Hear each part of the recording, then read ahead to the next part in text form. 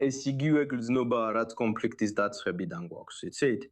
მაგრამ ჩვენ სათმაოდ დარწმუნებულები ვართ ჩვენს თავდაცვით ძალაში და რწმუნებულები ვართ ჩვენს შესაძლებლობებში. და ცხადია, ჩვენ მხოლოდ არაბთა გაერთიანებული საამიროების მოქალაქეებს კი არ ვიცავთ, არამედ ყველას ვიცავთ. აქ არაბთა გაერთიანებულ საამიროებში 200-ზე მეტი ეროვნების ხალხს ვსაუბრობთ, რომლებიც ძირითადად ყოველდღიურ საქმეებს აკეთებენ, მაგალითად ოჯახისთვის ლუკმას შოულობენ და აი ტერორისტული რეჟიმი კიდევ ერთი მუქარით მოდის. მაგრამ კიდევ ერთხელ ეს ხო სწორედ ისაა, რასაც ირანის რევოლუციური გვარდიისგან ველით, არა? Jamaran. იცით, ირანი აშკარად ემუქრება დუბაისა და აბუ-დაბის აეროპორტებს და ჯებელ ალის პორტს, იმ ეკონომიკურ ინფრასტრუქტურას, რაზეც მთელი არაბთა გაერთიანებული საამიროები დგას. ფაქტობრივად, ისლამური რესპუბლიკის მხრიდან საფრთხის ქვეშაა. არაბთა გაერთიანებული საამიროები ამ დრომდე შეიძლება ითქვას, პასუხობდა დიპლომატიური ენით და თავშეკავებისკენ მოუწოდებდა. Ფიქრობთ, ეს არის გაწონასწორებული პასუხი, ნდობის ნიშანი იმისა, რომ ირანი ამის განხორციელებას არ აპირებს. თუ ფიქრობთ, რომ შესაძლოა აბუ-დაბი რაღაცისთვის ემზადება, დისი მოსვლაც იმედოვნებს, რომ არ მოხდება. ფიქრობ ორივეცა, გარკვეულწილად არაბთა გაერთიანებული საამიროები ყოველთვის გაწონასწორებულად იქცეოდა საჯარო განცხადებებში, რადგან რიტორიკის გამწვავება იცით უსაფრთხოებას ნამდვილად არ აუმჯობესებს. ამავე დროს მშვიდი დიპლომატია არ ნიშნავს მოუმზადებლობას. იცით, არაბთა გაერთიანებულმა საამიროებმა წლები დახარჯა თავისი კრიტიკული ინფრასტრუქტურის დაცვასა და სხვადასხვა სცენარისთვის მზადებაში. ამიტომ ამას უფრო ხედავ როგორც თავდაჯერებულობას, რომელიც მომზადებით არის გამქარებული. ეხლა შეიძლება ითქვას, რომ არაბთა გაერთიანებული საამიროები განსაკუთრებით ფრთხილად იქცეოდა ამ კონფლიქტის განმავლობაში და არ დაუშვია, რომ მისი ტერიტორია ირანის წინააღმდეგ გამოეყენებინათ. არაოფიციალური არხების შენარჩუნება, პირდაპირი დარტყმის ხაზგარეთ დარჩენა შეიძლება ითქვას, მიუხედავად იმისა, რომ ცხადია ჩვენ ეს ვიცით. არაბთა გაერთიანებული საამიროები ყველაზე მეტად დაზარალდა ირანის ისლამური რესპუბლიკის მხრიდან წინა კონფლიქტების დროს, უფრო მეტადაც კი ვიდრე ისრაელი. ის ფაქტი, რომ ირანი მაინც ემუქრება მას, მიუთითებს იმაზე, რომ შესაძლოა ამ ნეიტრალიტეტს საზღვრები აქვს. ეს რომ ჩემი კითხვა თქვენთან არის. ფიქრობთ თუ არა, რომ არაბთა გაერთიანებული საამიროების სტრატეგია დარჩეს კონფლიქტს მიღმა ამ ეტაპზე ფაქტობრივად სრულდება და ამჯერად ვიხილავთ უფრო სერიოზულ რეაქციას საამიროების მხრიდან.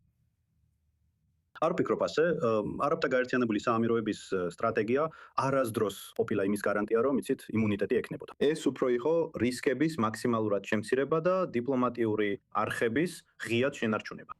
იცით, გეოგრაფია ნიშნავს, რომ სპარსეთის ყურის ქვეყნები ვერასდროს შეძლებენ სრულად იზოლირებას რეგიონული დაძაბულობისგან. ამის მიუხედავად, სამოქალაქო ინფრასტრუქტურის, როგორც აეროპორტები და კომერციული პორტები, მუქარა უპასუხისმგებელია და მხოლოდ რეგიონულ სტაბილურობას ასუსტებს. თუ ირანი მაინც იმუქრება, ეს უფრო მეც ამბობს ირანის მცდელობაზე გაზარდოს ზეწოლა, ვიდრე არაბთა გაერთიანებული საამიროების მიდგომაზე. მაქვს თქვენთვის ერთი სწრაფი კითხვა. გრძნობთ თუ არა, რომ არაბთა გაერთიანებულ საამიროებში განწყობა შეიცვალა ისრაელის მიმართ? განსაკუთრებით იმ ცნობების ფონზე, რომ ისრაელმა ირანული რაკეტების ჩამოგდებაში დახმარება გაუწია. არ მჯერა, რომ ამასთან დაკავშირებით რაიმე ცნობები არსებობს. მე არ გავამახვილებდი ყურადღებას კონკრეტულ სისტემებზე ან მსგავს რაღაცებზე. ძირითადი საკითხი ისაა, რომ საამიროებმა 10 წლეულები და 10 მილიარდობით დოლარი დახარჯეს მრავალფენიანი საჰაერო და სარაკეტო თავდაცვის ქსელში.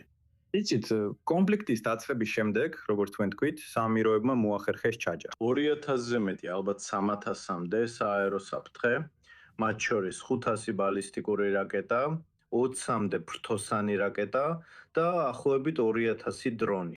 ასე რომ, როდესაც თქვენ იცავთ ისეთ ობიექტებს, როგორიცაა დუბაის საერთაშორისო აეროპორტი, რომელიც წელიწადში დაახლოებით 90 მილიონ გზავრს ემსახურება, და ჯებელ ალი, რომელიც ახლო აღმოსავლეთში ყველაზე დიდი პორტია.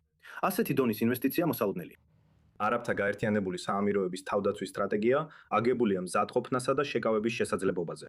მნიშვნელოვანი ის არის, რომ არაბთა გაერთიანებულმა საამიროებმა წლების განმავლობაში ჩადო ინვესტიცია იმის უზრუნველსაყოფად, რომ კონდეს შესაძლებლობები თავისი ხალხის ინფრასტრუქტურისა და ეკონომიკის დასაცავად. მაგრამ მეორეს მხრივ ირანის მიმართ განწყობა ყოველთვის ერთნაირი იყო. ჩვენ საუბრობთ ამ რეჟიმზე, რომელიც ფაქტობრივად მთელ მსოფლიოს მძევლად აქცევს. ის არც კი ერთვება პირისპირ კონფლიქტში, ან მე ვარ, ან მე და მთელი მსოფლიო. ფაქტობრივად მთელი მსოფლიო ჩემთან ერთად დაიღუპება, ხო გესმის? ასეთია განწყობა.